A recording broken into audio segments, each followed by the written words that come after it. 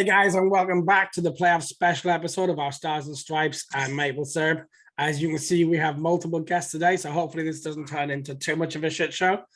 We've got Sean Coxon coming to us from Princeton. Sean, thank you for joining us. Pleasure.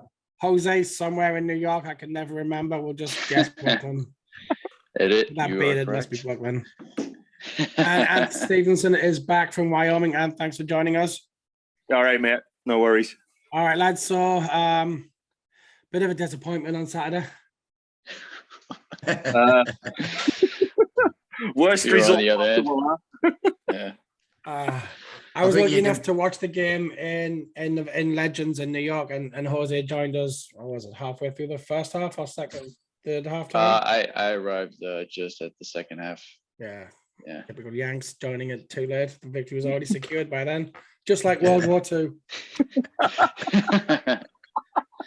So you were working. You still need our luck. So where were you watching, Sean? Or did you have to coach? Well, I got me team set up, and then I went to the toilet at half time, and I watched the second half. So I actually watched the second half in like a porter cabin sort of thing. So you can just say, what happened to Mr. Coxon? No, well, there was people there, but like obviously I knew we were 1-0 up because I was following the updates on my clipboard. I had like my coaching thing and my thing here, my phone, and I was following the updates. And then obviously when Stewart got the second, they must have thought you'd shut your brains out. He's been in there for 40 minutes. Oh, I tell you what, though, boys, unbelievable! What a moment. I think we all had a bit of a moment, didn't we? You know, I won't deny there was tears at the end. There was. Yeah.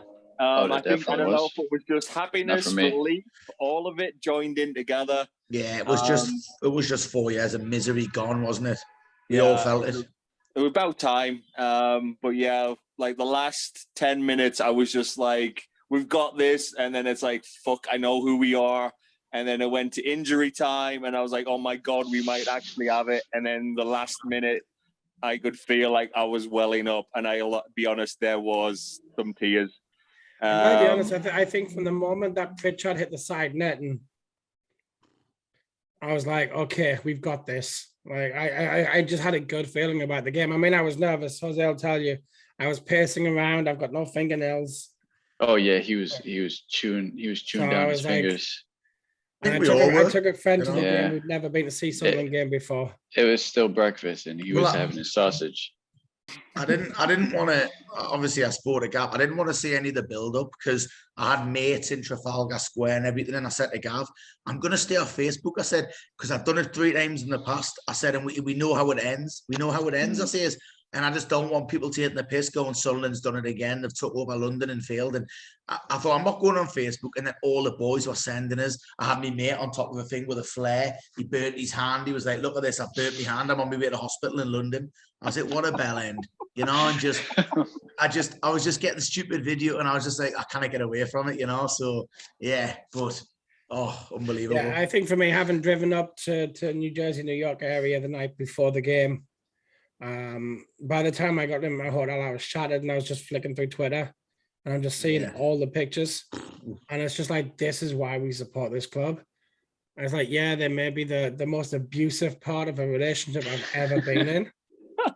But those sheer moments where it all just comes right, just makes all the shit worthwhile. I mean, yeah. It was nice. Getting the tip for 4 years, and then there you go. We got it all. You know, I was saying today, like, obviously, hang on, guys. Hang on. Did Jose just make a cock joke? Yes, I did. Nice. Oh man, it was. I'm gonna tell you right now, man. I think my anxiety started to kick in on Tuesday of last week when I was just like, oh man, it's starting, and everything. I was just like after the Sheffield game finished. Yeah, soon as Patrick Robert scored.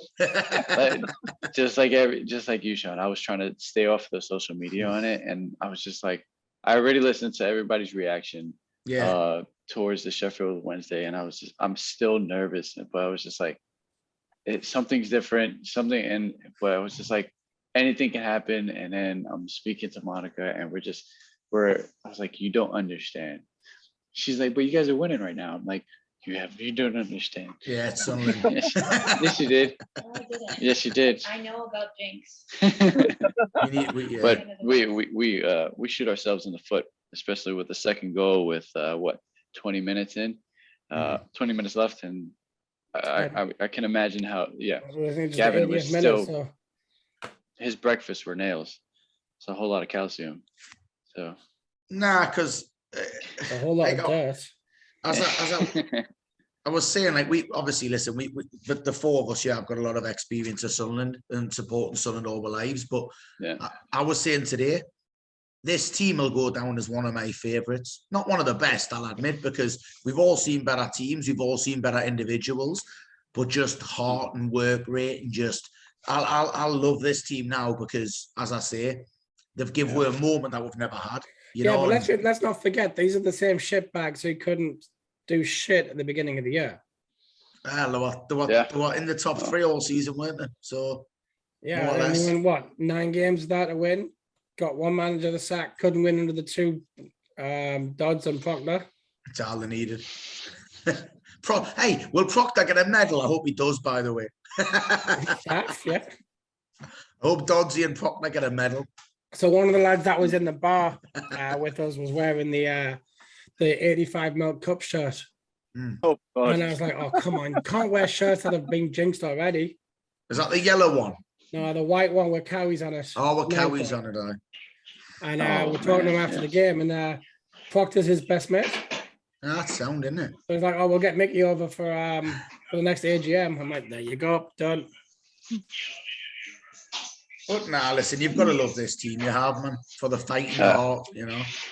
Yeah, I think what they did the last couple of months, you know, where we were still fighting for our lives, and then the unbeaten run to get in, and just the resolve, you know, of the last couple of months where we're looking to get a 0-0 draw and we win it in the last minute, and then, you know, the Sheffield Wednesday game and we win it in injury time. But yesterday was the icing on the cake because I think we played pretty well from the first whistle to the last. There was a couple of spells with Wycombe yesterday, but obviously, I mean, we came out on absolutely flying yesterday. First half, for the first 25 minutes, we were fantastic. And I think, at the end of the day, we deserve it. You know, we look strong. The back 3, 4, whichever way we've played, were fantastic. And you know, at the end of the day, it's 4 years of shit that's over. Let's hope it's in the right direction now. But yesterday, Saturday was just relief and tension had just ended. What was enjoy it. We haven't had a chance to enjoy much, so let's enjoy this while we can. What was impressive though was because obviously when we done the preview one, we spoke about how aerial they were, how many set pieces they relied on. We didn't give them any corners, we didn't give them any free kicks. I thought some of them were very disciplined, and I thought they just didn't have a clue. You take that out their game, and they just didn't have a clue. So I think you're right. I think the fact that we kept Akin Fenway as quiet as we did when we came on. They were just quiet in general. You know, going forward, we had nothing. A couple of decent free kicks into the box, but that was it. I mean, Patterson really didn't have that much to do. Man of the match right there. He's fatter than you. Which one of you has somebody taping up boxes in the background? Pretty sure that was me. Those are boxing gloves, by the way. All right. Well, now that I've met Monica, I'm not going to chat shit about her then.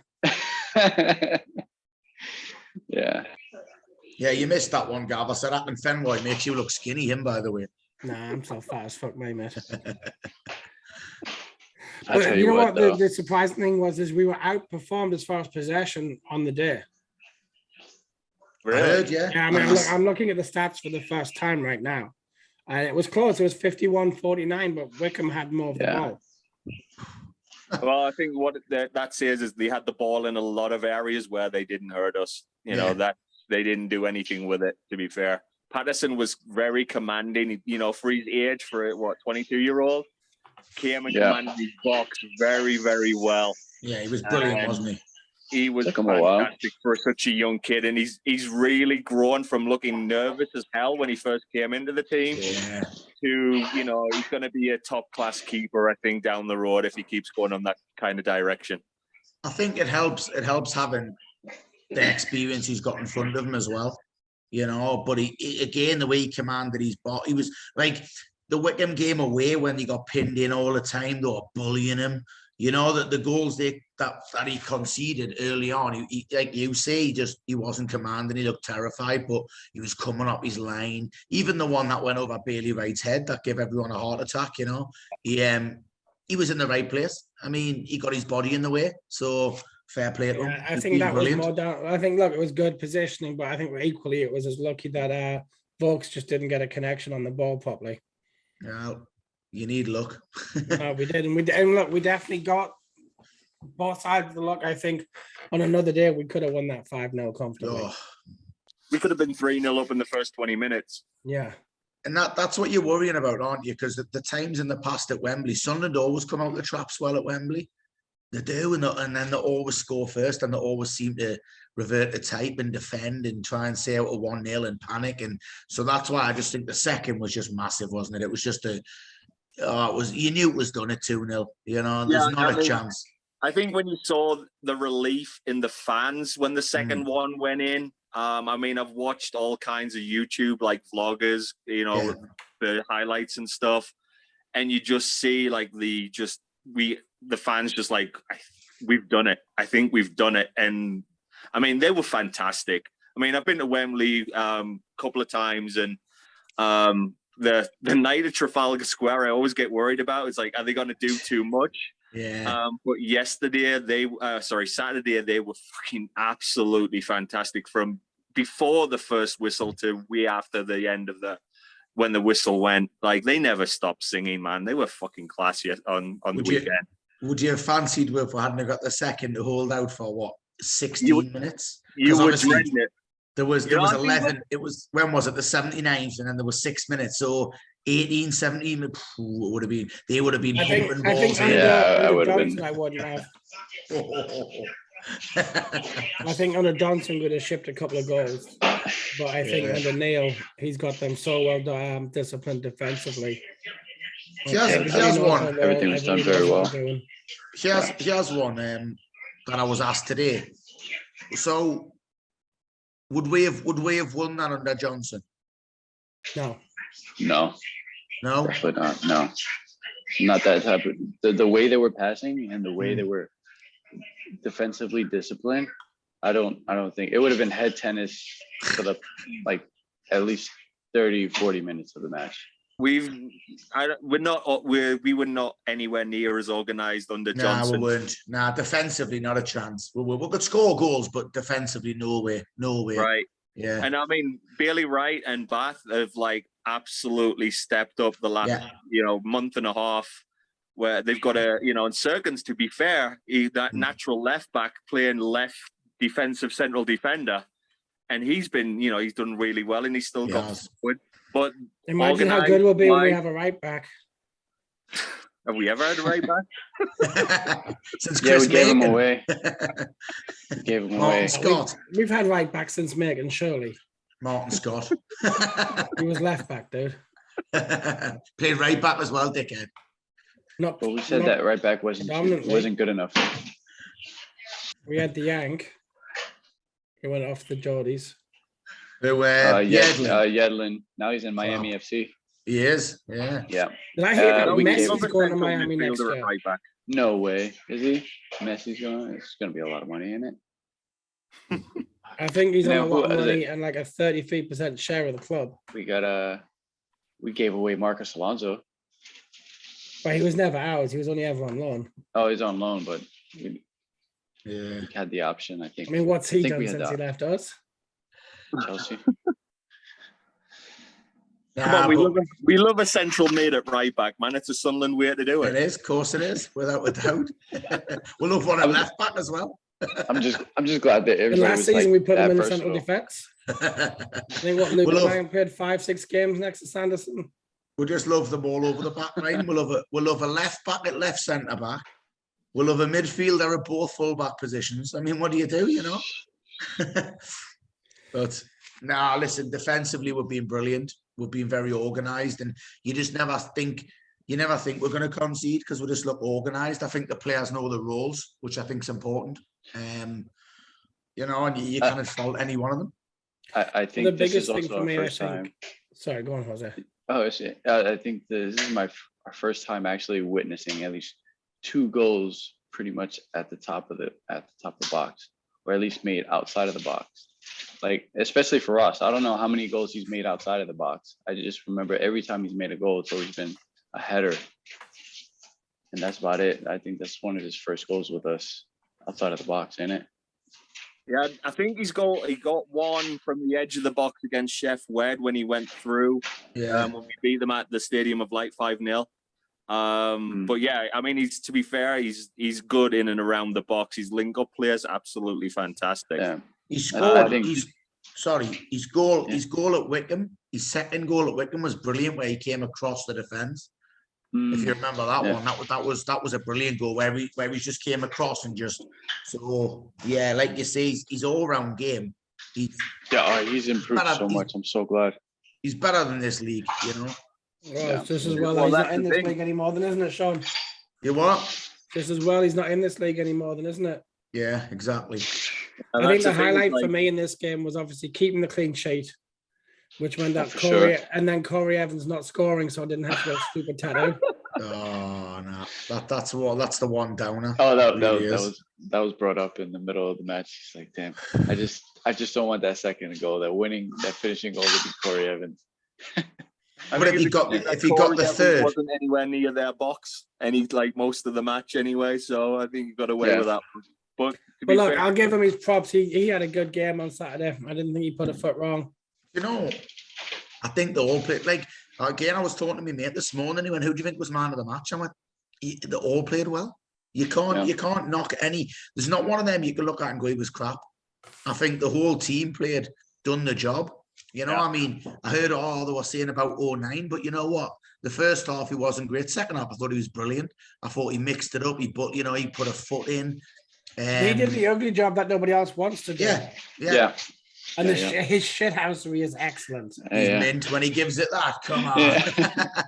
Well, there's if you see, there's a great video of when they were going through the lineup, and he's just looking at the fans when they were singing "Wise Men Sing," and he's just you could tell he was up for it. And then that tackle that he put in halfway through the second half, and he just pumps to the crowd. Yeah, it was brilliant. For a lad who's lacking on skill, makes up an absolute desire. Yeah. And he loves everything about this football club. And you see these lads who come in from, other parts of the world and around the country that are not from the north, and they just absolutely adore the place. And Luke emphasizes that the last few weeks, because he gave everything. And, he just absolutely showed that this weekend. He does the shithouse job. He does. And it absolutely suited it down the ground because he was playing against Wycombe, who we signed him from, and he know exactly, and he give it right back to the fuckers at the end of the match. He did.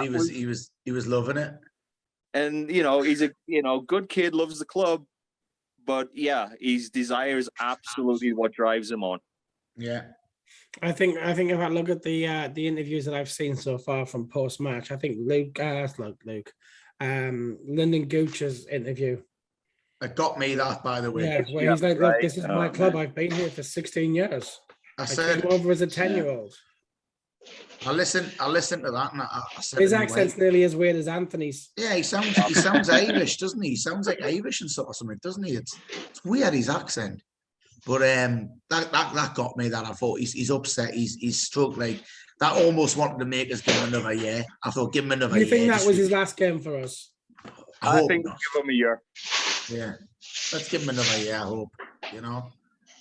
It wasn't his best, but he did well. Sorry. It wasn't his best, but he still. It's all. I think it's the work rate. Excuse me. And I'm pretty sure if Alex Neil's going to stick around, Gooch and is going to stick around because he's got the work rate, he's got the passion, he's got the fire. So he's got the. We'll see how it goes in the summer, but I think he's going to be another contract, 3 years maybe. If it is his last one, it's a nice way to go out, isn't it? Oh, for sure. You know, I don't want him to go until he's been on the podcast. Yeah. Yeah. I think with Gucci, what it always was, it was the inconsistency. But I think Neil's actually getting the best out of him the last few weeks. I think what it is with Neil, he's actually able to tell the players their role specifically. This is what I want. This is how you do it. And he gets his point across, and that shows with how the defenders have actually played the last few weeks. I think he's good at telling everybody their job, and I think Gucci has shown that the last few weeks. And that boy has played all over the place. Yeah, well, that's my biggest thing is you can't complain about his inconsistency when you look at his right wing, left wing, central mid, right back, left back. I was just gonna say the same thing there. Like, it's the same with Luke O'Nien. You can't say, well, the kid's not this and that when he's played in every position. And it's the same with Gooch. Like, you can't knock him and say he's not performing or he's struggling when he's being moved all over the park. You know, if you look at it purely from a stats point of view, I'm not going to go as wanky as the stupid XG that they love in America.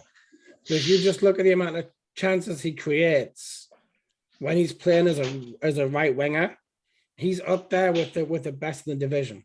Yeah, I think you said that, Gav, last time. Yeah. He always makes that cut, shot, top of the box, nice little curl every once in a while. Then when it goes in, it goes in. It's a lot less irritating than Patrick Robertson and Clark cutting in on their opposite feet. No, I love Patrick Roberts. Get him signed up. Love the kid. Well, we've got an option for another year on him. I think. I heard something like that. Yeah, I think we'll take it up. They were frustrating. What's that? I missed that, Gav. I think the worst is Jack Clark, because he'll beat someone and then beat him again and then try to beat him a third time where he's just got to look to get the ball or make a delivery. That chance he had at 2-0 when he went through in the 90th minute, he couldn't get the ball out of his feet, could he? Right. You know, he goes, it's a brilliant run, and he's just got to clip it past him, and his touch just took him into the keeper, and you're thinking that's just typical of him, you know, but I think both Roberts and Clark will do a lot better in the championship than they did in the League One. We should get Clark for another year. He's not going to get in the Tottenham team, is he? He's not going to get in their team. So I think Tottenham are talking about renewing his contract only to increase his value. Right. Yeah. I think with a few of the loanees that we've had this year, they're probably looking for the next step. Now, why not loan them back to us? Because now we've got them to that next step again. They're familiar with the club already. With the challenge is going to be more difficult. So the lad Dunn is with us for another year. The Man City kid. Doyle, sorry. Doyle. So that Richard Dunn from Man City. So Doyle is with us for another season. I couldn't give a stuff about Diaku or Hoffman. I mean, Hoffman was okay at the beginning of the season, but Patterson's our number one now. I mean, if Hoffman wants to come back as the reserve keeper, then nothing's out. But I think what it was with Hoffman is if he made like 2 or 3 more appearances, we would have signed him. No, I think it's just one. I think it was down to the Emerson Tom catch, where you play one more game and it's a load of cash going out. Yeah. And I love that one, Sunderland. It happened with Muamba as well. Not Muamba. What was he called, man? Emerson Tom. No, man. What was his name? The central midfielder? The African lad we had? Which one? Oh, man. What was I know he what called? you're talking about. Good player as well. He was decent. He had one more. He just got banished. On loan. Yeah, it was something about his contract, and he didn't show up for practice, was it? And he just that was it. It was like if he played one more game, we had to pay for him, and they wouldn't pay for him. We're the team who paid what? I think we're up to 20 million on the kid who never played for us. It'll come to us. It will come to us. I can't think of his name, man. African lad, centre mid. And he had like a. Yeah, I'll get it. I'll it'll come to us. Yeah. I know exactly what it looks like. Yeah, but that's typical Sunderland. We'll just, you know. It is though. Or like, what was it? The Argentine kid. Oh yeah, if we gotta sign him. We've got to sign him. Oh, he's injured. We don't have to sign him. Oh shit, we're paying a fortune out for that one, are we? No, Was it's it apparently he's still 24 paying it. million? Ricky Yeah, mate. Alvarez, That's the kid. that guy. Ricky Alvarez. Yeah, that thing is still in the works, ain't it? 24 million. No, I think we have paid Inter now, and I think we've paid Yeah, him we have, 5 yeah. million in severance. But now we're suing the Bullshit. club doctors. Oh, Should get him lovely. back then. Why is he not at Sunderland? Mm-mm. Make him earn his keep. Tired now. No, I think we have too many people made of glass. Besides, So, we'll yeah, get the- into this team. The release or the retain list comes out this week, so that'll be Friday. interesting. I think it's Yeah. Wednesday. So Yeah, it's going to be out in the middle of the week, I think, because they give us extra time for the playoff final. Oh, is that what it was? Right. Actually, Yeah, Wednesday. so- Yeah, we got 5 extra days. Yeah. So that'll And be the interesting. fixtures come out when? June? Hoping. Oh, I'm not sure. 22nd. Late said June, June early 20 July. God damn it. Yeah, I I'm think trying- it's I'm trying to June book- because I'm trying to the book my season ticket. starts in July. Trying to book my ticket so I could at least get a home game. I'm actually going up to Sunderland, trying to get up there end of September for the Nice. first time. Going to do the whole thing. There you Get in go. Friday. Well, see how fucked up I am on Saturday afternoon if I remember anything, and then head out Sunday.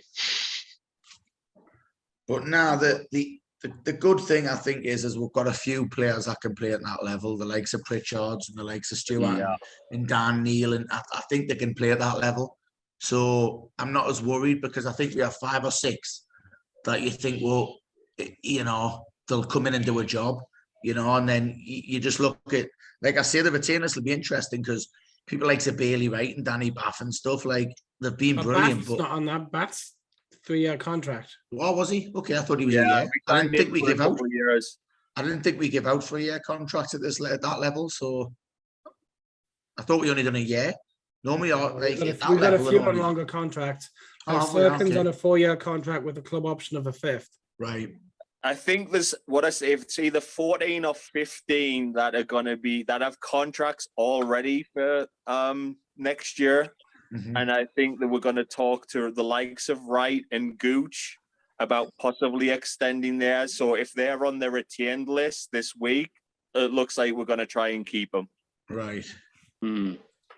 So players Yeah, whose contracts are expiring, well, effectively at the end of the month. Obviously, Pretty much. Clark, Diaco are on loan, but we do have an option to buy on Diaco. Roberts, but we've got an option on him. Jumanji, Bailey Wright, McGeady, Gooch, Hoffman, Broadhead going back to his club, Burge and Willis. Oh, McGeady was loving the champagne one. He was the first one in with a bottle, wasn't he?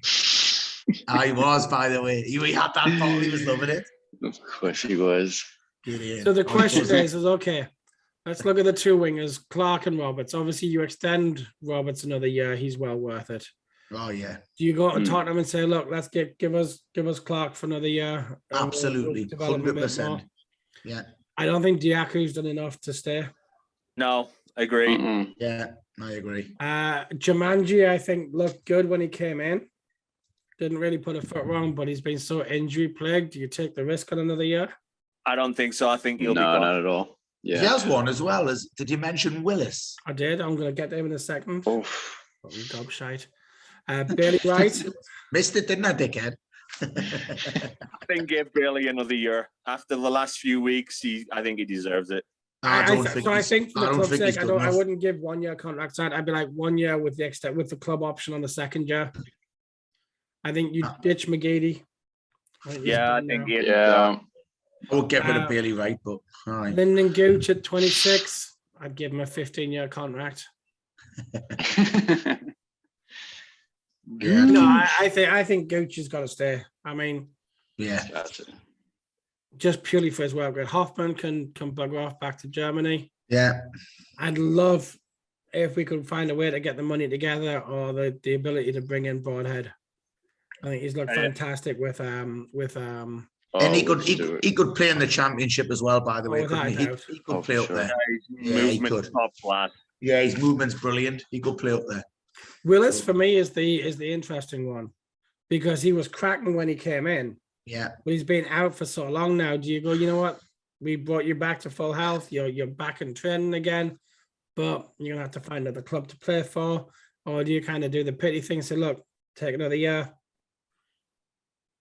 It's a hard one, isn't it? Because the fact that the club have given roles, haven't they? And I don't know whether they've just done that to keep his momentum up. Like I think he's spoken about difficulty with depression, with not being involved in the game. And yeah, they've given scouting roles. He was on the pitch at Wembley, and you just think, would they do that if we're going to release him?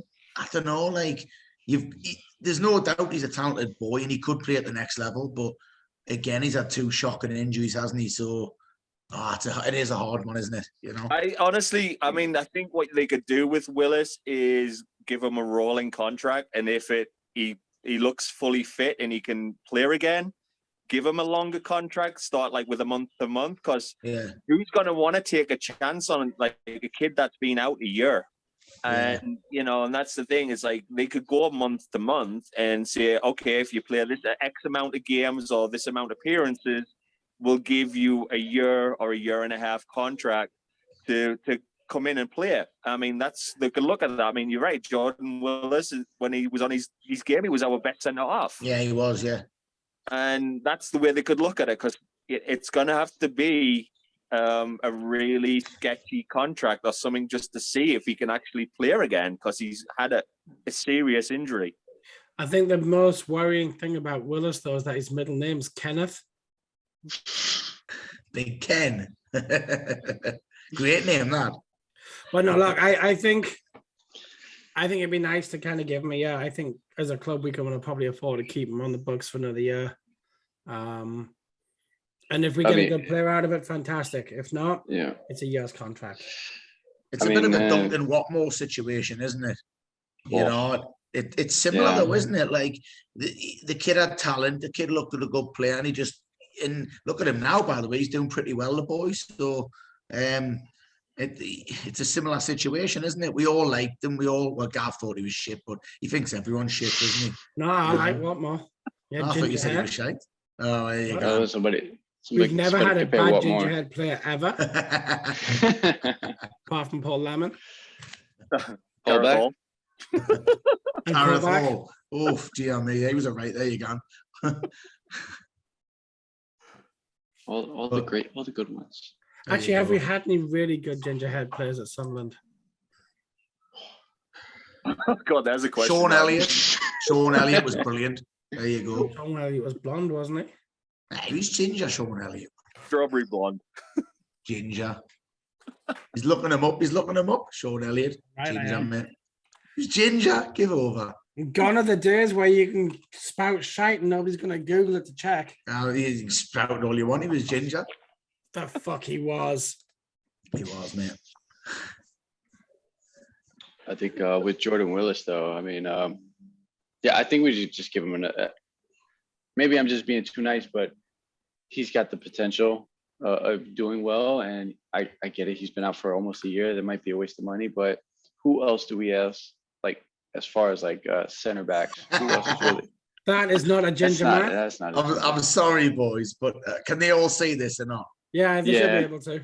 He's fucking ginger, mate. Give over. All right, Sean. Next time you're home, go visit Sean Elliott and ask to see his pubes. That'll answer it for you. Mickey Horswell, he was ginger. There you go. There you go. I knew I'd find one. All right, sorry, where were we before we went on the pubes? You bellend. I mean, it like going into the summer, like we have to pick up some other center backs. Like we're full on midfielders, right? We have Bot, and then we have Wright. Yeah. And we have Doyle. I can't name it. Me really personally, I don't think another name comes to mind when you think about a decent center back. And the only one probably could do the job is Jordan Willis. Mm-hmm. And we can't just keep on going into championship. We can't keep switching out 09 or Winchester, or have Gooch play these different positions. They're versatile, but with what happened, like, they're prone now. They're getting older, and it's just like, do we afford injuring more other players for other positions? Yeah, and you're up against better. The big question's got to be is who are we bringing in?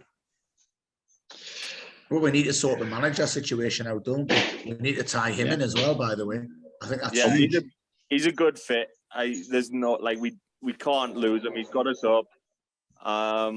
We need a good year, but we need a lot of players. You know, we're going to probably need an extra keeper. Now, is Patterson good enough to be first choice next year? Yeah. We're going to need backup up front. You know, the bonus about going up is we can keep Ross Stewart now. If we didn't go up, we probably would have lost them. Yeah. So we're going to need, I think we're going to need about 7 or 8 reinforcements to come in to be able to challenge next year and have a squad of at least 24 who can be competing for the first team. Yeah, that's the key, isn't it? You know, it's the recruitment's massive. I mean, listen, they got it right last season, and I've jumped on the backs. I think we all have. And if they didn't win this game and they didn't go, you jumped on their backs, really? Oh, massively, yeah. You know, no. Hey, but you know what though? Never in the world. Listen, right? If they hadn't went up, I would have been all over them. If they hadn't went up, right, I would have said I want a Speakman. But you know what though? You look at it and go, what was the aim at the start of the season? It was promotion. And they've done it, and could they've done it a better way? Like, honestly, ask yourself. League by 30 points. Nah, listen, but you know, ask yourself, right? Would you rather won the league or finish second? I had this moment. I think so. I'd rather have won the league by 30 points. Yeah. No, for sure. Definitely. The old second would have been a lot happier. Yeah. My heart rate over Saturday might have been a little bit lower. Oh well, but it was still a moment that they give way in a fight, you always thought the ability was there, didn't you? And I think the recruitment was pretty good. So I think the only one they got wrong was Defoe, which we were against anyway. I don't think. Look, I'll back the club on this. I don't think signing Defoe was a bad move. I think the fact that he was fresh, even though he was older and hadn't played, I just thought it's the wrong division. Right. Because the shithousery that goes on in League One, you don't get away with in the Championship. Yeah. And I think Defoe would have had a lot easier time going up against your Derby Counties and your Forests and your Huddersfields than he did against the shithouses we've been playing this season. Yeah, he didn't fancy it, did he? He didn't want to get kicked at 40 years old. So I think that was the only real sign in that I think we looked at and thought, "Pool, that wasn't great, was it?" But I think the rest of them have played their part in some way, you know. And you look at it and go, "Fair play to them," because they identified what they needed to get out the league, and they've done it, you know. So yeah, you can't really fault it, can you? I still disagree with the Defoe move, because when I was like, that was a bad idea, because who else do we have as a striker? Ross Stewart goes down. It really was. Yeah, we said it at the time. I was like, it was just like, Ross Stewart goes down. Who do we have? Nobody. Broadhead wasn't really making the moves at the time, and it's just like we're all over here shitting bricks, and like, what the hell do we do? Everybody's looking around, and it's like, we hope that Ross Stewart doesn't get hurt with the shithousery of the league. It was. But Broadhead was injured, wasn't he? You know, and like you say, what a gamble that was, by the way, because as you said, in recent years, that would have come back to haunt. He would have got twatted and we would have been playing. Yeah, I think even just last season, Stewart would have broke his leg. Yeah, that would have came back to haunt him. Would have to have played like 09 up there, or Jack Clark, or Rob 09 and Gooch up front. Just straight throwing bodies. Yeah, and just throwing their bodies around. And then Gooch up front, they'd have still done the long ball. Lads, I'm going to run and get another beer. Just bear with us. All right. Yeah, man. And that was the thing. I mean, Stewart looked exhausted. You know, he looked like he looked like he played every game this season, and that was the problem, that we couldn't rest him, because Defoe wasn't doing his part. He wasn't able to cut it at this level, and Broadhead was injured. But Stewart looked exhausted, and we didn't have anybody to come in and take over for him. Yeah. I think Stewart would have been able to score more goals if he had some time to rest. I mean, great point. When he made that second goal, I was like, sorry, go on, Jose. Yeah, I was like, when he made that second goal, I was like, that's it. That secures his place even more within the club. And I was like, if he made more goals like that towards the end of the season, I think we wouldn't be overly like anxious about a lot of shit, to be honest. Because Yeah. he was on a drought for a bit. Broadhead and Embo were making most of the goals, but towards the end of the season. But the drought, like you say, Jose, the drought was because he was wrecked. You know, the drought was because would ran him. Same as Dan Neil, same as the youngster, would just ran them into the ground. You know, we just take a quick break for our unofficial sponsor. Today's celebrations are brought to you by Jack Daniels. I think Boddington's over here.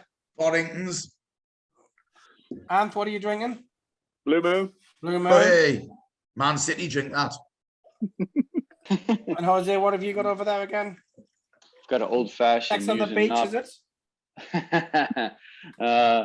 No, the rum didn't come out yet. Even though I got some pretty good Puerto Rican rum, that comes out in a couple of weeks. We're about to hit the 80s, so that comes out in a couple of weeks. But right now, I got the Knob Creek rye and old fashioned. What Jose is saying is he loves some knob. Knob Creek. Yeah, man. If it was a red and white knob, then yes, I'll take it. Especially if I got it on Saturday. Hey, put the It's links. an all-inclusive podcast tonight. All sorts in here. Put the links in. We might get some free deals off them. You know, cases of bodies, some Jack Daniel. You never know. I wouldn't mind a few cases of bodies in the US.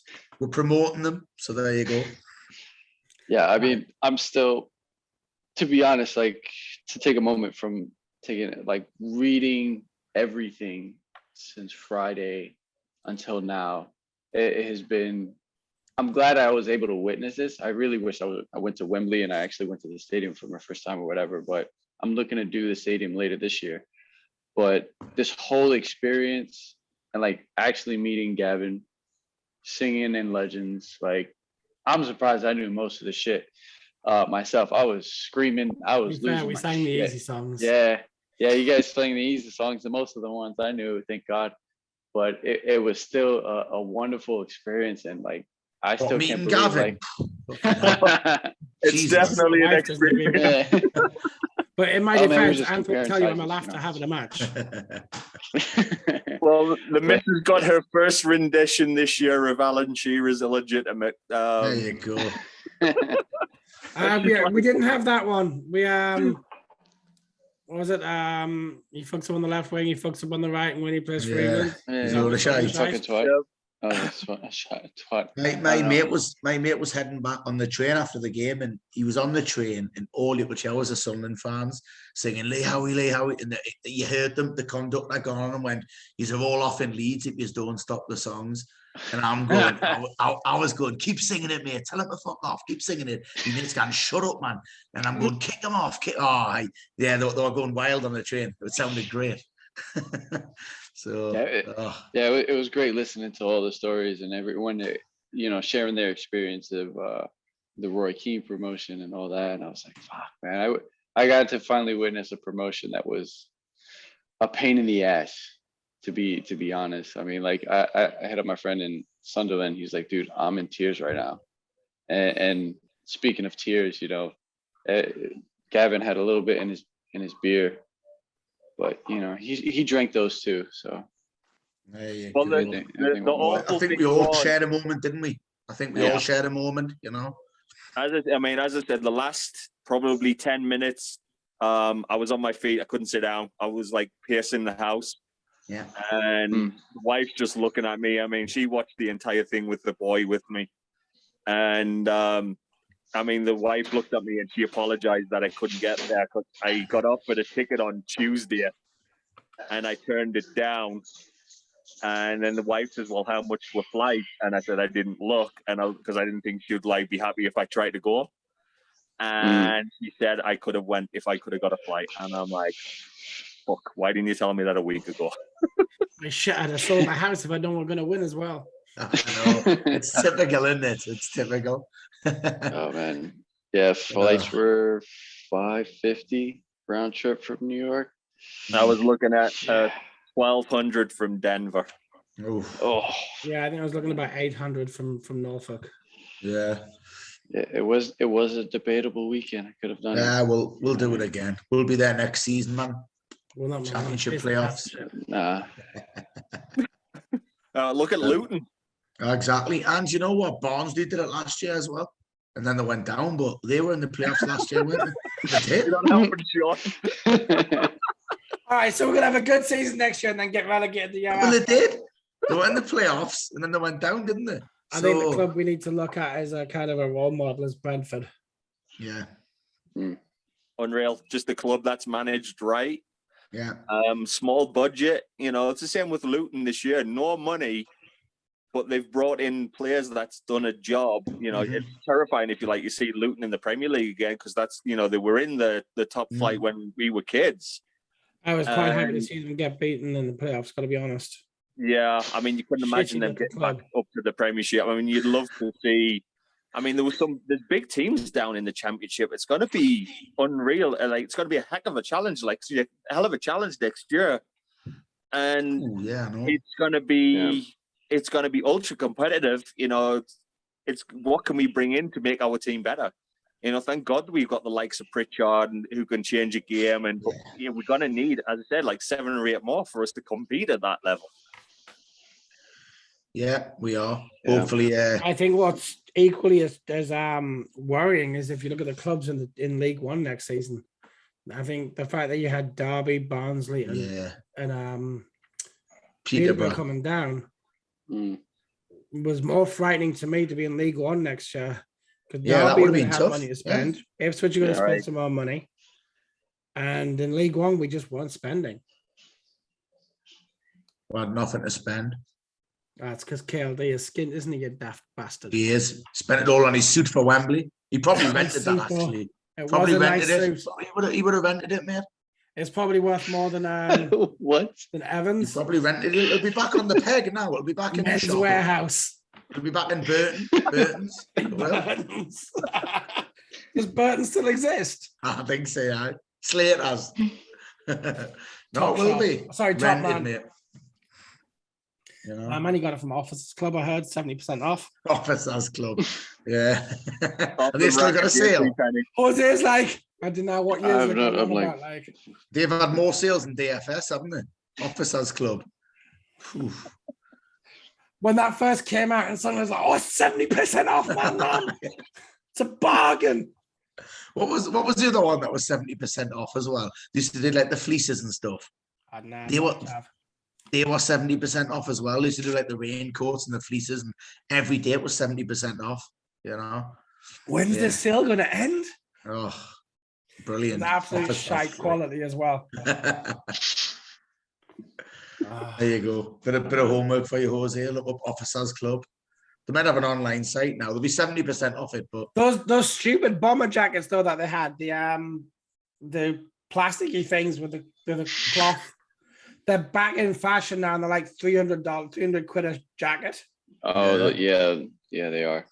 And they look awful. It's ridiculous out here in New York too.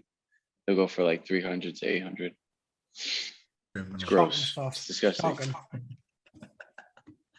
All right, so lads, let's talk about the season in general. What was your low point of the season? Bolton away. Yeah, Bolton. Had to be. That was absolutely atrocious. Yeah. I think Bolton away marked the first podcast as well, didn't it? It did. You're right. Yeah. It was a great one. So since the podcast, Sunderland have unbeaten at Wembley. Yes. Good luck. It's the only podcast with 100% Wembley performance. Yeah, look, I think Bolton was a shocker, but I think the 2 games after Johnson for me, with Proctor and Dodds as manager, was just so bad to watch. I think we just were bad in that entire spell. You know, the last 2 months of the year. The performances were just awful in January. We just didn't get started, and when things went against us, they just collapsed. We had nothing to it, and felt like there was I think me and Sean had spoken about this a couple of times over I think the fact that we did the right thing. I was just going to say, games we could play. We could have called off Wycombe, said, a couple of lads have got COVID tests, because nobody was checking in. And I found out weeks later that you didn't have to prove you had COVID. You just had to say it. So I think looking back, I think the League Cup run, getting stuff 5-1 off Arsenal, even I would have just played the kids and said, fuck it. Because even we done all that, didn't we, for the integrity of the league? And then Wycombe were pulling flankers left, right, and centre, saying, "Oh, Wigan as well." That's what I mean. Wigan were pulling flankers, saying they end up with 5 games in hand, and it was like, why are we doing the right thing when all these are taking the piss? So I just think we got it wrong, and you just looked at it and went, "What are you doing?" Like I said to you at the time, Gav, I was buzzing because I was home at the time. And Wycombe away, I went down there with the boys. I stayed down there and I was desperate for the game to go ahead. But you look at it and go, the club shouldn't have done it. It cost them. And same with Lincoln. You know, the Lincoln game. I think the morale drop combined with the fact that they were all knackered. I think that's what kind of triggered the defeats that followed. And obviously, Chris Maguire having his only good game of the season against us. We looked that up, didn't we? It's the only fucking goals he scored as well. I think he scored 5 goals all season, and 3 of them were at the Stadium of Light. Get in. Yeah, we looked it up. He had 4. He had 4 when we looked it up. He must have got 1 more, the bastard. All right, so with the exception of the playoff games, because obviously we did well in the playoffs. Yeah. What's your highlight of the season?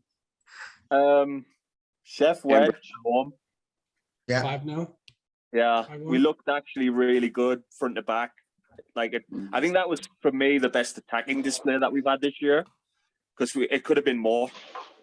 For me, that was more because I had my son there and my dad, so I had like 3 generations there, and it was my son's first game, and to win 5-0, it was brilliant. And then leaving the ground top of the league, I think I said to you at the time, Gav, I left that ground and said, well, we're pissing this league. There's not a team beating us in this league now. How wrong was I, you know? John, you should know by now we don't say shit like that because it's going to fucking kick us in the arse at the end of the day. I said to me son, I'm adamant. I say, trust us, there's no one. And then a few weeks later, he went, when the Saturday Johnson, he went, you said we wouldn't lose. And I went, forget what I said, son, you know. But I think that was a big high, wasn't it? You know. Yeah. So for me, my favorite game of the season was probably. I loved, as much as they were painful to watch, the Gillingham game to show the resolve and score in the 95th minute. I think you also got to look at the fact that we got the 1-1 draw at Rotherham. Beating Oxford 2-1 at their place when it was a promotion kind of must do or die type of thing. But Accrington Stanley at home for me was my favorite game of the season. Right. That was there. I enjoyed QPR in the cup. Honestly, I did. I enjoyed it because I thought we've just been a decent championship side. We've had a bit of luck. We've defended pretty well. It was on TV and it was a good little cup run. So I enjoyed QPR as well. I thought that was a decent win, you know. So I'm being biased when I say this game because it's Gooch. Gooch had a really good game against Cambridge. I mean, it was just whipping. Yeah, and it was he was excellent, wasn't he? Those crosses. I was like, that's what we needed. That's what he should have been doing for a while. And it took Alex Neil to unlock that potential right there. And at least that was him getting somewhat consistent, at least getting, pretty much the work rate that we wanted out of him. I felt from then on. Yeah. I think it would have been interesting if we'd brought in Alex Neil 3 weeks earlier. Do you think we would have went up automatically? You've got to say yes, haven't you? You've got to say we would have done. I think it would have been a lot closer than it was. Yeah. It might have went down to the last day if we were pushing for it. He did come in and we started off with a couple of draws and a then defeat. Then he started Everything grinding about out it. So when he came in, we'd drawn 1-1 with Wimbledon. We'd got beat off Cheltenham, got beat off Doncaster. Jeez, and his first game was the defeat against MK Dons. So we picked up 1 out of 12 points. Yeah. Now, let's say he came in directly after the Bolton defeat. So we lose at Doncaster and then we win those next 3. That's 9 points difference. Yeah, we probably would have got second. Or even 7 points difference. We would have went up, wouldn't we? Well, that's the thing is like, do you think the problem that we had is that it took so long from sacking Johnson to bringing in or from bringing Neil in? That cost us, probably 6 extra points at least right there. And that belief might have been there if we actually were closer to at least Rotherham to pushing up. Because, we were all wondering what the hell was going on. Are we actually going to appoint anybody? And it seemed like Keane was going to be the certainty. Then that was done. And then it seemed like an eternity since, then it was Neil coming in. And it just felt like it went on forever. Do you know, you look back, don't you, and go, I'm so glad we didn't get Roy Keane. I know hindsight's wonderful, isn't it, right? And obviously, I wanted him because it was nostalgic. You thought, let's go, Never in favour. But you look back now and go, really, right? It's funny because no one fancied Neil, right? And my mate's a big Princeton fan. He was texting us, going, mate, he's the best man for the job. He went, he'll get you promoted. I went, nah. He went, he fucking will. He goes, mate, he'll get you promoted. He goes, you give the job to Neil, he'll get you up. And then he's been texting ever since going, I told you, mate, he's quality at that level. So I just think it was a real good appointment, and it was an appointment that they really got right. I don't know who made the appointment. Question is, would Keane have got us promoted as well, though? I don't think so. Nah, I don't think so. I think he's been out the game too long, I think also the club has a history of bringing nostalgia in, and it never really follows through. Defoe was a perfect example, I think. And I was like, I've been following the club since 2013. I'm like, damn, everybody really wants to bring back nostalgia. And I'm like, I think we should just try and move forward just a little bit here and there. It was all right with Paul Bracewell and Pop Robson. They kept coming back. Oh, Pop Robson. Nah, but Keane couldn't have coped at this level. He would have pissed everyone off and upset everyone, and just he couldn't have understood that these players are League One players, and he wouldn't have worked. Would you know who Roy Keane would have reminded me of? Uncle Albert. When Uncle Albert's like, back in the war. When I was at Man United. Yeah. You've got the Uncle Albert beard coming on there. It wasn't ginger, but you know what I mean. It's nearly as grey. Yeah. Got a lot more. That's what Sunderland does to you. Yeah, I think you lads were right. It wasn't a level for Keane. He's never played at this level. He's never experienced it. I don't think I think I was probably one of the only few at the time that said, no, it's not what we need right now. I think we needed somebody with the experience at this level who, could galvanize the team. And then, I was a little bit skeptical about Neil coming in, but oh my God, I was glad I was proved wrong. Oh, massively, yeah. So I think I'm happy to be able to say that I was against Keane, and it's on the earlier podcasts. I was pro Neil coming in. I was against Defoe signing for us. He's done all right, hasn't he, Big Gav? Yeah, Jose is the one with the magic eye with his predictions. Yeah, that's the Caribbean blood in there. That's fucking the lucky, he's lucky old Jose, isn't he? Sana corriterana. So let's hit Sean's favorite subject. What's going to happen with the ownership? Oh God! Over the summer. I love to hear this part from Sean. Fuck me. No. Well, he's off today. I'm going to have to put the click on the block that says explicit content. He's off. He's YouTube now.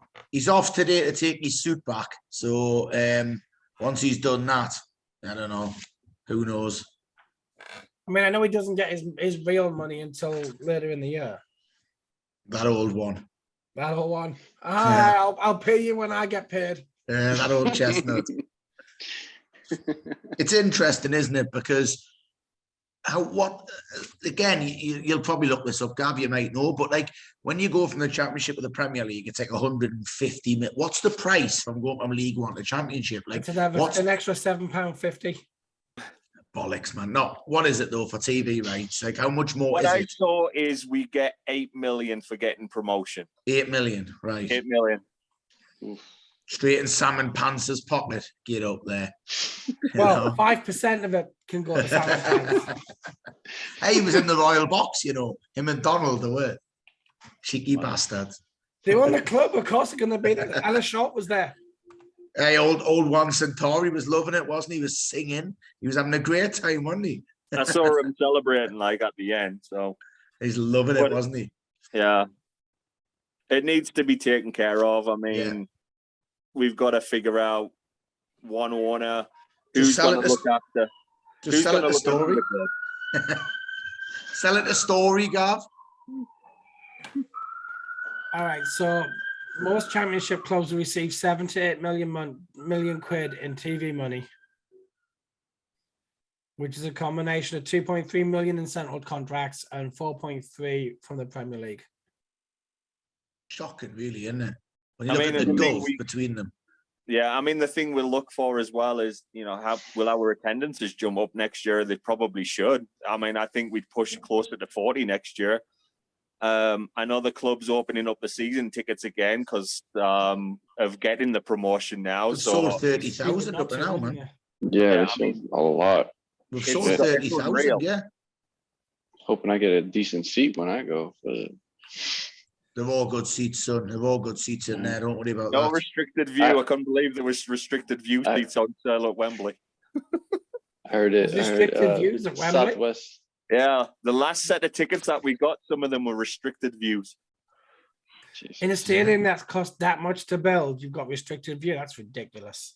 Yeah, it was that last section, I think, which was closest to the Wycombe fans, up on the upper deck. I think some of them, for some reason, some of them had restricted view on them. Shocking.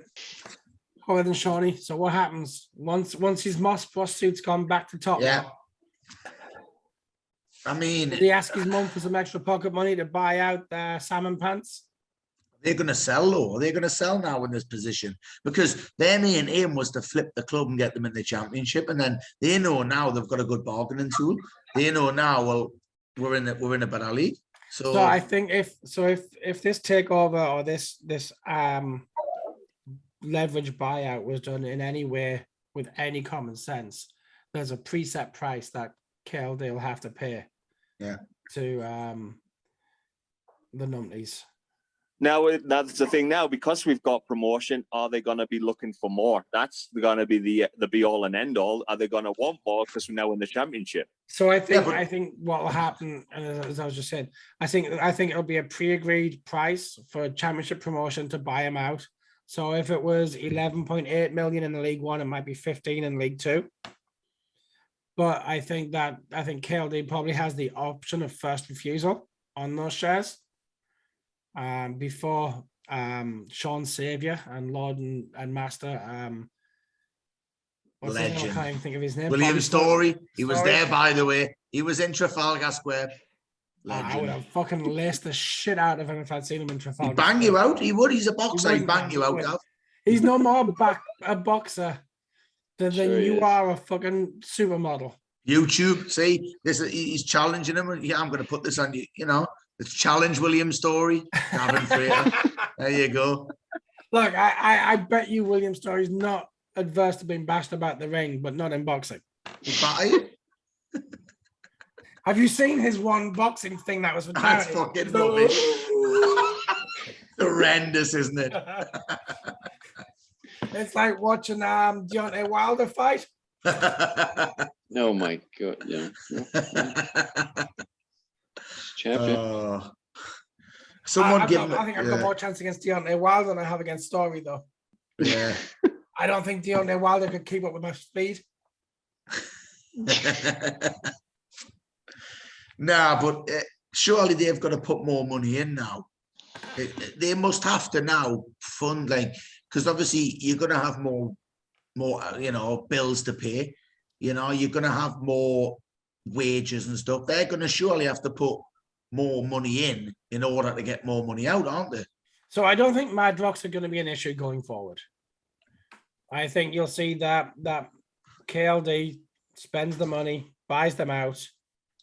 It's probably sitting in his back pocket in his Moss Boss jacket. Yeah. And I think you'll find that he has sole ownership. Maybe keep Sartori on with his 10-20%, just because you leverage somebody like that for his contacts at Monaco, his Uruguayan contacts. His wife's money. But the rest of the Mad Rocks wankers can fuck right off. I agree. Yeah. Yeah. Love it. I think we need him to be, if he is interested, he seems to be, is him as the sole owner and shareholder for the club. Because I don't think with anybody else, maybe, as you said, Satori involved, but not the other two.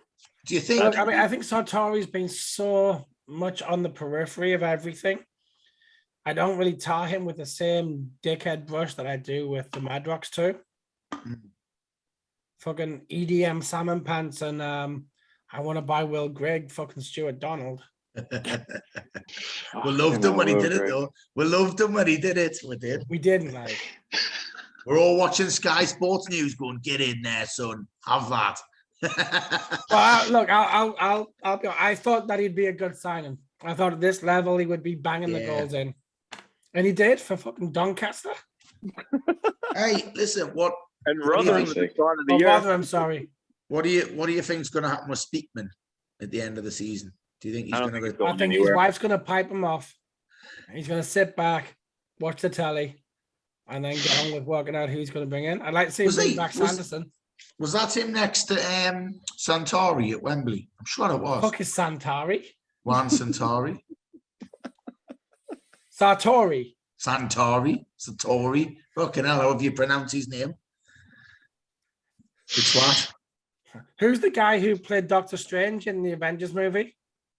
I don't know. I don't watch the He's Avengers. like Bumblebee Snitchy Snatch. But you know what I mean, Bellend, right? I tell you what, it's a good job you learned English for coming to Newcastle. You fucking can't speak it very well. I get by, son. I get by. So did you do English as a second language in Newcastle? Right, Geordie, then English. But now listen, what does Speakman do? Does he stay? Does he go? What do you reckon? Of course he stays. I don't know. That's their Wasn't model this his going first forward. season? What?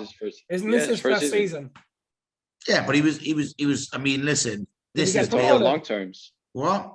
Did he put the club into a better footing for next season? Yes, he did. But like before this, he was getting dogs abuse. He was hiding. He was. I mean, look, some dickheads were giving Evans dogs abuse. Exactly. You were at the front of the line for that one. I was the line. Legend, Corey Evans. Love the man. Yeah, the front line to the tattoo shop. You were so about it. And what a bad word said about him. I think it's a successful season for Evans, for Speakman. I don't think you can. I mean, who didn't work out other than Defoe? Yeah, it's true. It other than Defoe. I mean, the West Ham kid, he didn't even work out at West Ham. He's playing in the fjords for Jürgen Smjürgen. And even then he's on the bench. I think the only real bit of, because even when they sold Flanagan, they were getting a lot of crap going on. Flanagan was shite, though. No, but hey, and you look back at it now and go, like Jose said earlier with the whole Ross Stewart thing, how it was brave. That was brave because we had two centre backs, and where does Flanagan go? Shrewsbury.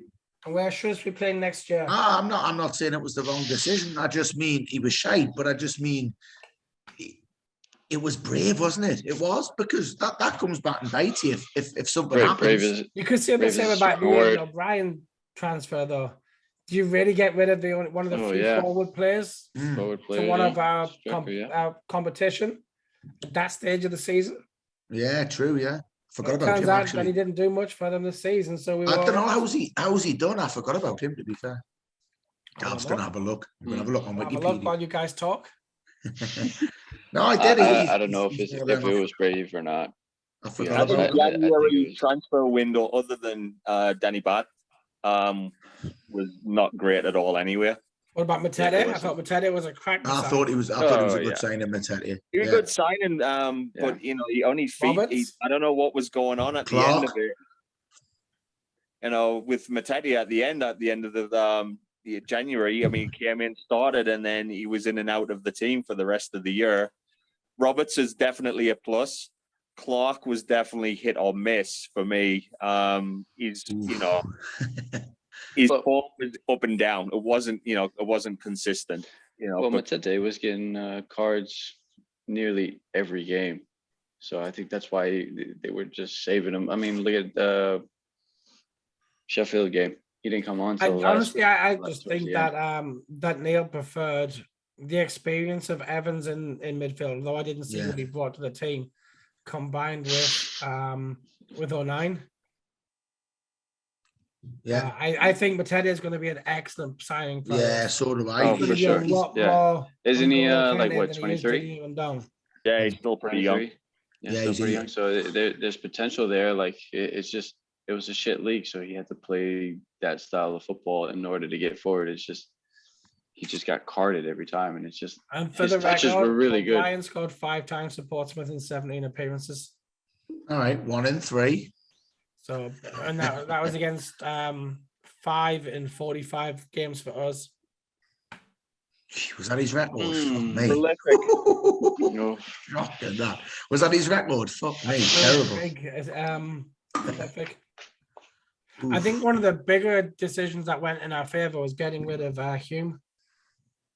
Well, Denver, yeah. Yeah. But again, I don't know how he's done at Pompey. I mean, I don't follow them, so it's a good job I have the internet. Oh, here we go. Dropped. We went into the team, and then I think he got dropped pretty quick. Did he?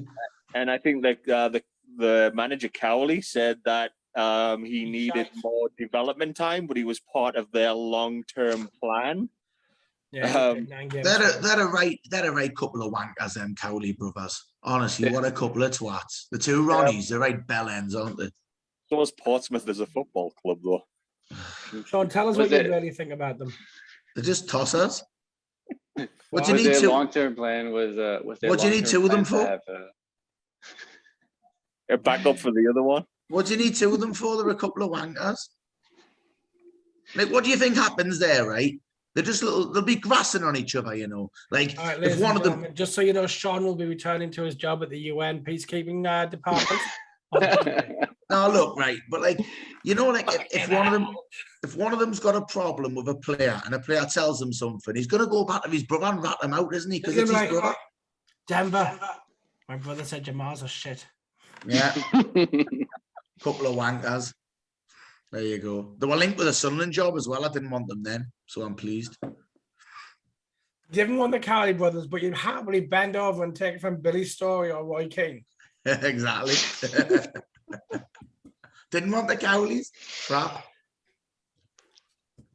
All right, so are we all agreed that Stewart was the player of the season? Yeah, yeah, I'm gonna go with that. Yeah, gotta give him it for sure.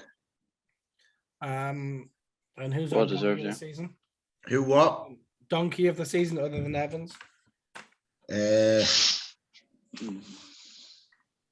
Ooh. The main default.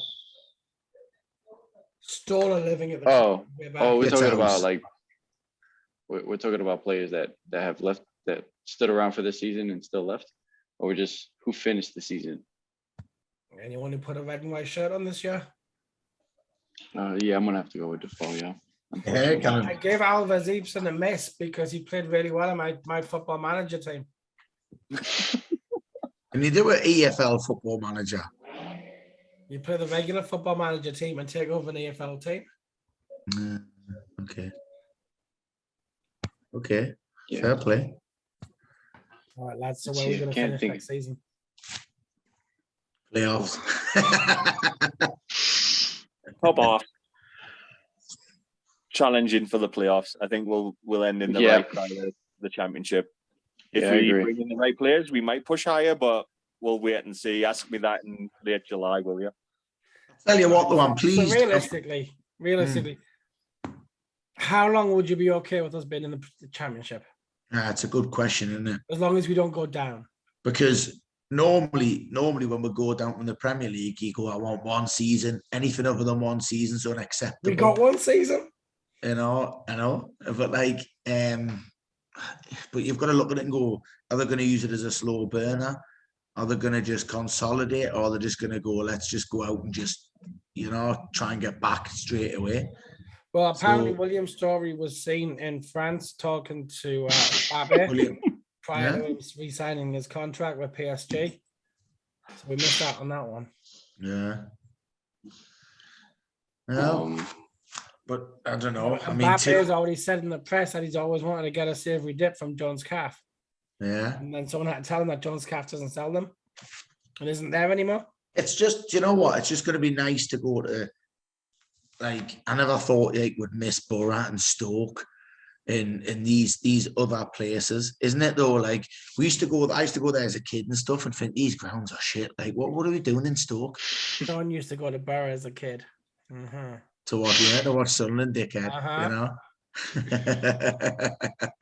But you know, it's just a refreshing change, isn't it? It's going to be nice to just go to other places, you know. And people keep saying it's an achievement. It's not, but it's just progression from where we were, you know. So yeah, happy days. Let's enjoy it, you know. And we'll finish top half. There you go. I'd be happy with mid-table. A complete non-entity of a season, never in fear of relegation, never really having to worry about the stress of the playoffs. 12th will do me fine. He has one, right? When have Sunderland ever had a season like that? I can never remember a season. 1994-95. It was the Mick Buxton season. Oh, he was straight in there. We asked this question earlier in the year. Right. Because normally it's you're either up fighting for the promotion or you're down battling relegation. And we've just never seemed to have a steady season where we go. Well, the Steve Bruce season actually, we finished 10th. No, that was 2 games at the end of the season where he got 2 wins at the end of the season and we jumped from like 16th. Right, 10th. we did. Yeah, we did. It was the last game of the season at West Ham, wasn't it? Where we jumped 3 The places. argument was made that the 2 good Peter Reid years where we finished 7th were the last easy. Nah, but we're up there, weren't we? We were pushing for Europe those 2 years. At one point, the first season up there, we almost went top around Christmas. We did, yeah. Then Uncle Bob ran out of money and was like, oh. Well, he signed Flo, didn't he? No, that season didn't. After the second season, we finished 7th. Yeah. Quinny's replacement. Right. No, Lillian Lalonde was Quinny's replacement. Lillian Lalonde, get in. So, what, Milton Nunez was Phillips's? Oh, Jesus, wept. We've had some fucking donkeys at Sunderland, mind. We have. Are you heard of him or was he Milton Nunez? So, do you not know the Milton Nunez story? No. There's your homework. So this was before the internet was huge. This is definitely like. This is before you had scouting internationals you had. Apparently, Sunderland were looking at a player in Honduras. I sent a scout to look at him. The scout said, "Yeah, sign him." The fucker was looking at the wrong guy. So we get this little midget, 5'3", and they call him Tyson, right? Milton Tyson Nunez. Paid 1.8 million for him. He was tiny, fucking tiny. Oh, goodness. Fuck. Standing ovation at the Stadium of Light, though, when he came on. Milton Tyson Nunez. Dear God. That sounds ridiculous. He has no neck either. Nah. Yeah, this is the and guy. That was during the good times of the Premier League years. Oh, he's going to share him. That's the one. See, they called him Tyson. Look at the size of his shoulders. Massive. Look at that. Yeah, he's got no and neck. look at the size of his neck. What a unit. But yeah, apparently they were looking at the wrong player. I think he played twice for our first team. There you go. That's something in a nutshell. That's why you got Speakman now. Stadium of Light. Was it Everton when he came on as a sub? Yeah. For his first appearance, and it's just like he got a standing ovation, and I think we saw him once after that, and it was just like, what the fuck did we do? So here it is. This is Wikipedia's entry for him. One thing surrounding his signing is that Peter Reid, who was the manager when Nunez was brought in, they thought he signed Nunez as strike partner at Adolfo Valencia and not Nunez. So Valencia went on to be a fairly decent player, if I remember right. Yeah, he went on to play. He played for Bayern Munich, Atletico Madrid. What do you reckon? He went back to play for 7-Eleven. Hey, what do you reckon, old Peter Reid? What do you reckon, right? Listen, you're on the training pitch, right? He comes in, got this lad coming in, great player. He rocks up. What do you think is a fucking... what do you think, Adam and I? And what Peter Reid's got to... Does he front it out and go, oh, he's mustard, this kid? Or does he go, what the fuck's going on here, boys? Because, like, what do you... We'll try and get Peter Reid on the podcast next year and we'll ask him. Just curious, you know? Well, that's the I thing. think he goes the Harry Redknapp route. Have you heard that story Harry Redknapp tells? Yeah, the kid in the crowd. That's one of the best stories. No. When he signed George Weah's cousin. No, that was Southampton, man. Yeah, that was Graham Souness. Oh, no, it was Graham Souness, wasn't it? Souness, yeah. Brilliant that. He played half a game and got took off. All right, so back to Sunderland. Nunes was Sunderland. Jesus. Yeah, but we can start talking about fucking Graham Souness. Realistically, who's one player you'd like to see us sign in the season for next year? Broadhead. What, a current player on loan or just a new player? Oh, new player. I wouldn't mind Max Bird at Derby. Max Board. Board. Max Bird.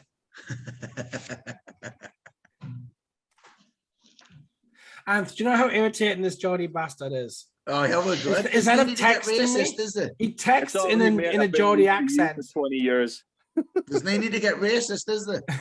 So he texts me in a Geordie accent. Oh, he'll do a voice recording and text me that. I'll say like, he was a good snooker player, wasn't he? What was he called? Bill Warbeck. Cliff Thorburn, great snooker player, him, Gav.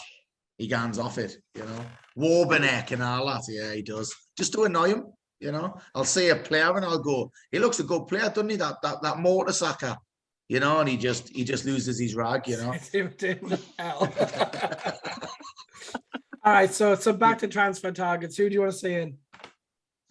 Mitrovic. I don't think I love that young kid Forden from Man City. Who? Forden from Man City. He's young. He'll do a job in the championship. Yeah. Oh man, I haven't looked that far. I'm just worried about who can we keep. To bring Broadhead in though. Who's the lad from Preston we've been linked with? We've been linked with a couple of lads from Preston. One's the attacking midfielder. Good player as well, I reckon. He worked with Neil at Preston and stuff. So listen, you know. I don't know. Is this the year we actually sign a right back? No, I think we're going to sign Jan Koller finally, though. Jan Koller. Robbie Keane's been linked. Robbie Keane. I was meant that. We are struggling on like those positions because we have nobody to really fill those positions. Left backs, how many years have we been struggling on left backs? Do you know what's funny about left backs? Old Callum McFadzean, right, is now playing for his expenses only. And even that, they're getting robbed. But honestly, he at Salford? No, he's not, man. He's playing somewhere dog shit. He's playing for expenses. Isn't he at Salford? No, didn't he play for like the League Cup last year or something? Good club, Salford, son. No, he's paying for expenses only. I read a thing about it and I thought, even his expenses, fuck me, the price of petrol, he's ripping the club right off, you know? He is, by the way. Is it where? Wrexham. Yeah, you go. Shocking. Oh, Jesus. Because the American. He's not playing for expenses. He signed a 2.5-year deal at Wrexham. Nah, expenses, mate. Oh man, somebody. Oh, it isn't, man. It isn't. It's not him. It's the keeper. What's the fucking dog shit? No, man, not Borge. Camp? What's the Camp? That's him. Camp. Lee Camp's paying for expenses. He is. But isn't he in the Premier League? No, Lee Camp. Is he shite? That's Steele, man. All right. Lee Camp is paying for expenses only. That's what I read. It was Lee Camp. Yeah. You know, blocked the ball, then it just went right into his own net. Yeah, because he couldn't dive. He had a problem diving to his left or something, didn't he? He had a problem diving anywhere. Here's his paper expenses, and I thought, geez. Well, if anything, he dove right into the bottom of a barrel. So Yeah. He's so bad that in his professional page on Wikipedia, Sunderland aren't even mentioned. Get in. We've been erased. Oh no, there we are. I played 12 times for us. But yeah, he's felt like now a at lot Wrexham more than 12 on a short-term times. deal. He signed from Clitheroe. Clitheroe, I tell you, he's on And expenses Lee only. Camp definitely puts a clit in Clitheroe. Surprised he didn't play for Scunthorpe. Exactly. It does sound like a women's prescription medication. Hey, but we've we've stay got between those two sticks. We've got to end by talking about old Gareth Ainsworth's boots. What was he fucking wearing at Wembley? Did you see the guys on under the cosh?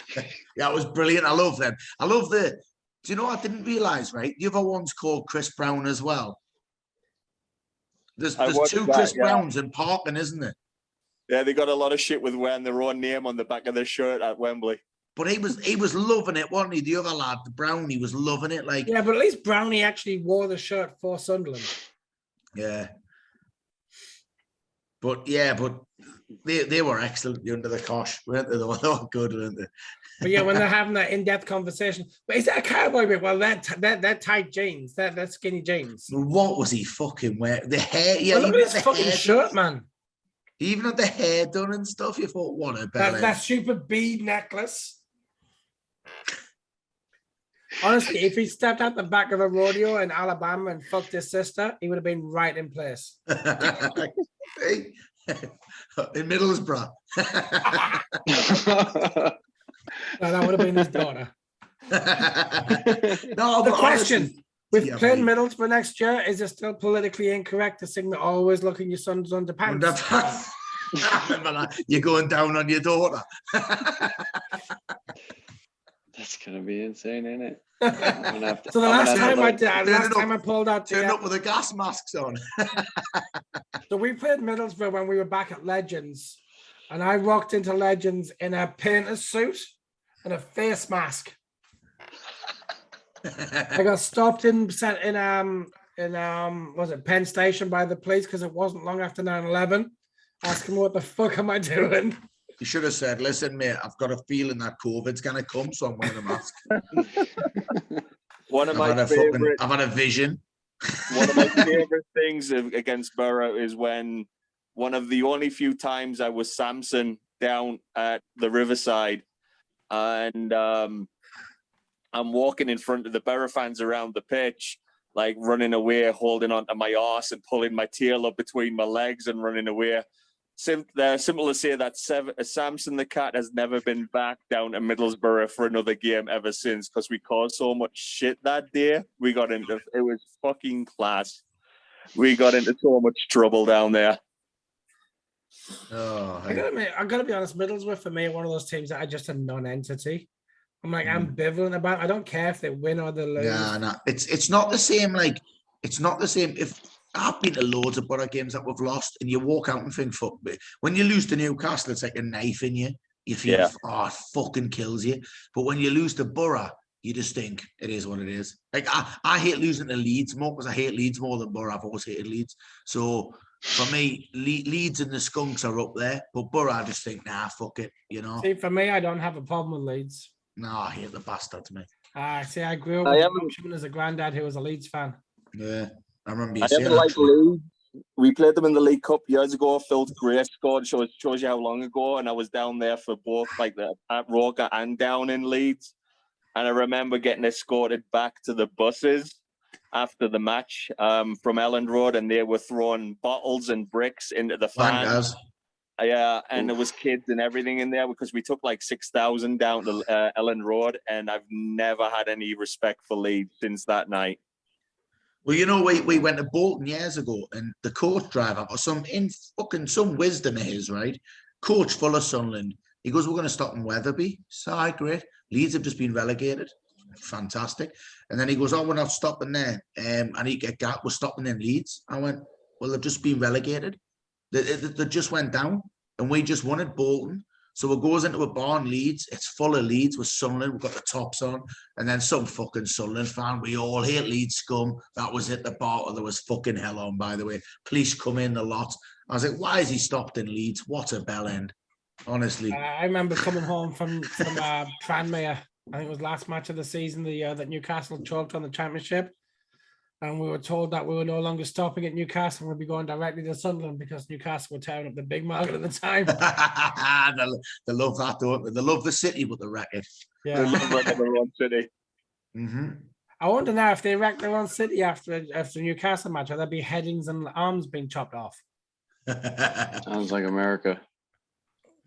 Sounds like the States. Yeah. We'll destroy our own city. All right, lads. Well, look, it's been an absolute pleasure having you on. Of course. Been happy. We've all Thanks been for having smiling. us. How we? I've had an absolute blast doing the podcast this season. Yeah, it's been Ready for great. next season? From the ignominious start of we couldn't buy a win, and I had to have Sean on as my first guest. So having been promoted to the championship. Yeah. You know, man, Sunderland that's never amazing. makes it easy for you, do they? No, let's just enjoy the summer. We deserve it. Do you know, I was thinking that myself. I thought there's going to be no more Pizza Cup. There's going to be no more FA Cup first round and second round and all that shit. And we might get a month off for the World Cup as well, because the championship will get a month off for that, won't they? Surely they will. You know, for when the World Cup's in November. November, right? December. I would think so. You would think the championship will get a month Just off as found out the well. World Cup starts on my birthday. No, there you go. Obviously, League One won't, but because imagine that if England were playing in Sunderland, you'd be thinking, fucking, you know, it just would have been weird, wouldn't it? But yeah, championship will be paused from November 21st to December 18th. oh, there you go. So at least, you know, we haven't got to go through that Pizza Cup shit in the whole, because it used to be a laugh, didn't it? Going out the FA Cup in the fucking first round to Mansfield.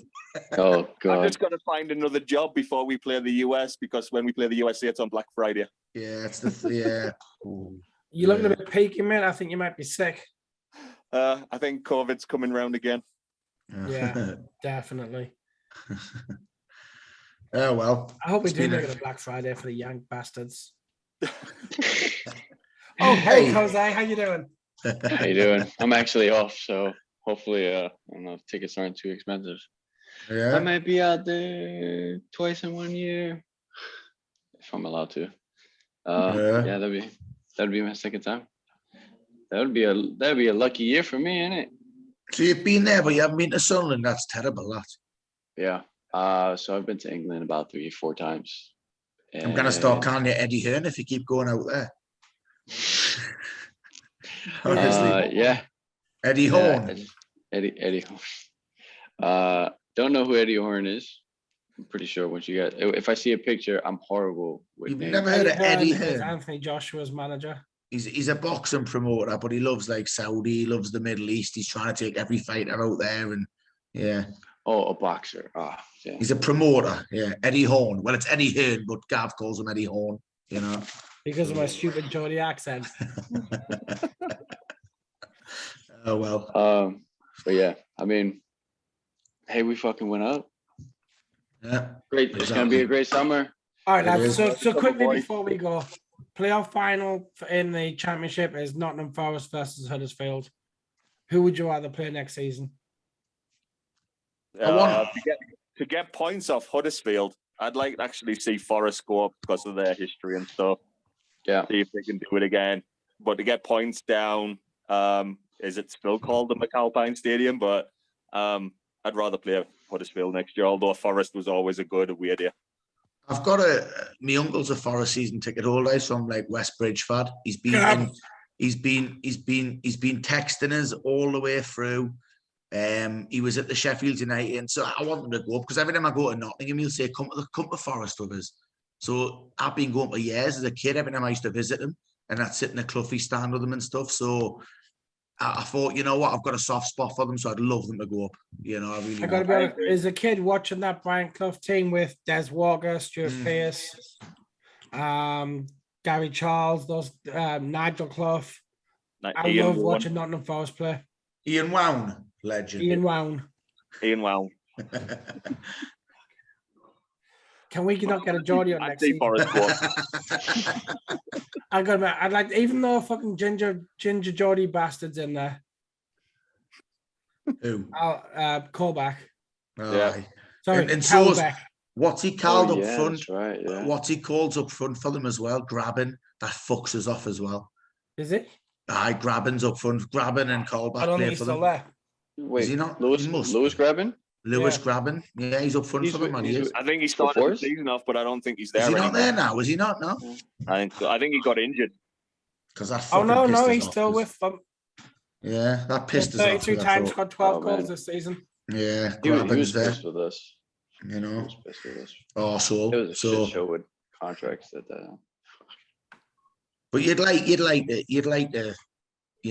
Forest to go up, wouldn't you? You know what? I mean, look, yeah, Graben was a shithog first, but he scored 12 goals in 20 games. He done well. He did, yeah, he did. You know, he done well, didn't he? It was him and Khazri together. Or no. What was it? Yeah. No, it was Khazri and Defoe that were pretty good. Together. Yeah, Graben done all right. Good player, Graben, but he's just an arsehole. Yeah, made his mouth go. Yeah, I think ended it sourly. Yeah, I gotta admit, I was hoping Leeds were going to go down. Now, do you know what? I'll be honest, right? Because Burnley, Alex Neil was linked with the Burnley job, wasn't he? So he's not going to get in the Championship because why would he? He'd stay with us. What the fuck? Parachute payments. Bollocks! They won't spend it on the tramps. So. They won't spend it, man. They won't. The chairman's got any wedge. He's gonna keep it. So he'd rather stay with us than go to Burnley, you know. But KLD's skinned and the rest of them are all chances. He is skinned, but he's probably got more money than the chairman at Burnley. So look, we're a bigger club. He's not gonna leave Sunderland for Burnley. He's not, man. No way. I don't think he will. I think he fell in love with the atmosphere and what the fans are like, you know, over the last few weeks, especially. I don't think, you know, it's going to be dependent on what they want to give him as a contract and what they can offer him to let us even be competitive next year. I think more importantly, it'll be how much of a say he gets on player acquisition. Yeah. I think the club have made it very clear that Speakman's in charge of acquisition. I think the club have said, look, this is all about creating a team that plays the Sunderland way, which I don't know what that is. Normally it's just hoofing up the Quinny, but if we can develop a style of play that becomes synonymous with the club, and Speakman is a good part of that, I'm all for it. And look, if it means that you come to the manager and say, look, we'd like to bring in play X, Y, and Z, what are you thinking? Well, I have it. X and Z. You mean Z, mate? Sorry, Z. No, but what's he actually?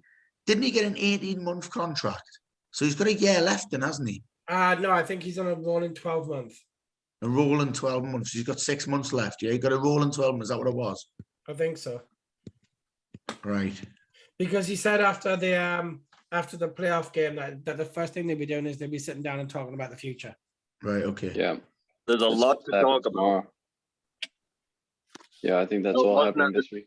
Am I the only one who's hoping that Anthony's not going for a dump? He's off the bed. Look. Fucking look, he is. Look. Fucking maze. No, but Gavin's a gobshite. My phone's gonna die. There you go.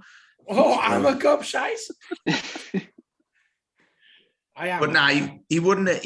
If they'd stayed up, he might have went in the Premier League. You know, so I'm pleased they went down.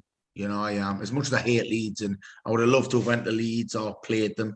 You know, and it pissed us off them staying up, especially having an American manager. He can fuck off as well.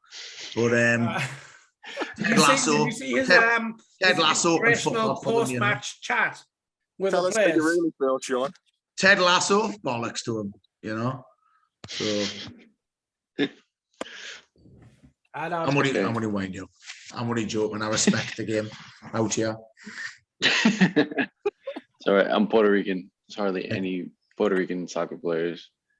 Yes, get in, Gav. Hey, he wore that, you know, that Gav, right? This really pissed me. I never said nothing, but this really got up my nose, right? He wore that when England played Denmark in the semi-final of the fucking Euros. Everyone else turns up in England tops, and he turns up in that bollocks. I was like, what are you doing? You wearing that? Fuck me, England top didn't fit anymore. Fucking hell. Turns up and he's, what team is it? What they're called? AFC Richmond. AFC Richmond top. And he had what's he called? Kent on the back. Oh, he's got Frater. What a I love Ryan Kent though. He used to play for Sunderland. Legend, Ryan Kent. Yeah. All right, lads. Look, it's been an absolute blast. One last question, and then we'll let you get off to bed because it's late for everybody other than Anthony. Who do you want first game next season? I was going to say Borough, but you don't want them early, do you? You want to settle in, don't you, before? I don't, because Jose is fucking around with his phone and he's now sideways.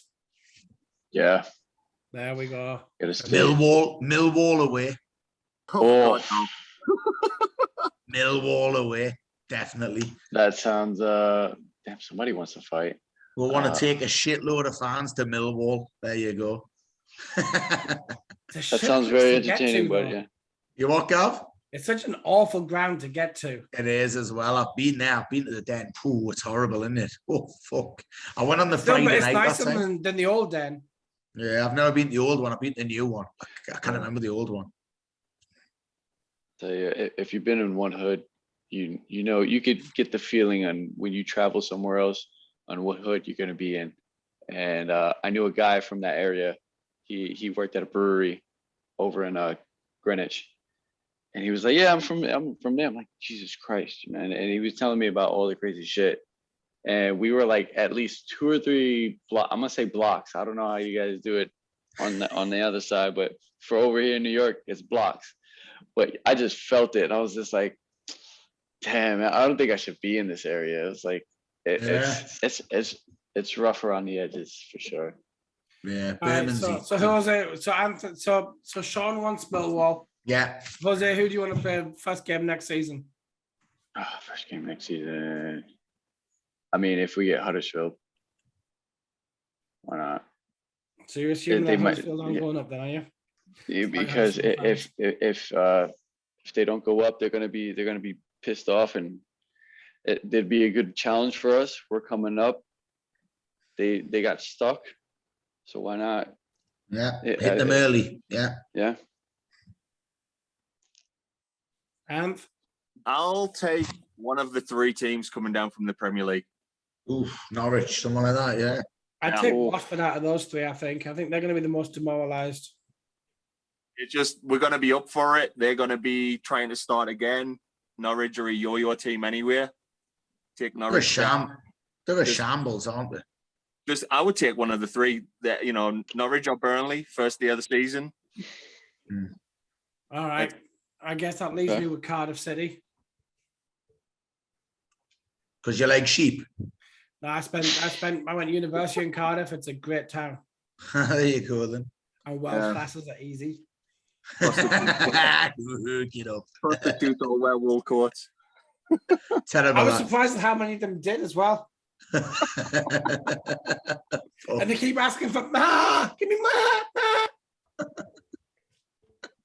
All right, we've offended enough people tonight, haven't we? So, fucking hell. We've gone on for a while tonight, actually. I'm surprised how long we've gone on for, nearly 2 hours. We've offended a few people as well along the way. This is going to take me a day and a half to upload through fucking Photoshop or whatever it is. Even with my posh new computer. Yeah, all right, lads, listen, thank you very much for your time tonight. Anthony, is like, what, 8:50 for you? Yeah, bedtime. Bedtime. Oh, my bedtime was at 9 o'clock, actually. All right, guys and girls, we will be back next season. You 3 all good to do a preview show? Sure. Fine by me, absolutely. Of course, yeah. Love to, right, so we'll be back in mid-July with a preview show. We'll go over our amazing player acquisitions. The fixture list will be out. and we'll talk about what our hopes and expectations are for the next season, the championship. For now, lads, thank you very much for coming out. This has been our Stars and Stripes and Maple Syrup. Guys, we've won the championship. Away the lads! Away the Yes. lads! Away the lads! Well done, boys. Away the lads! Well done. All right, lads, before you all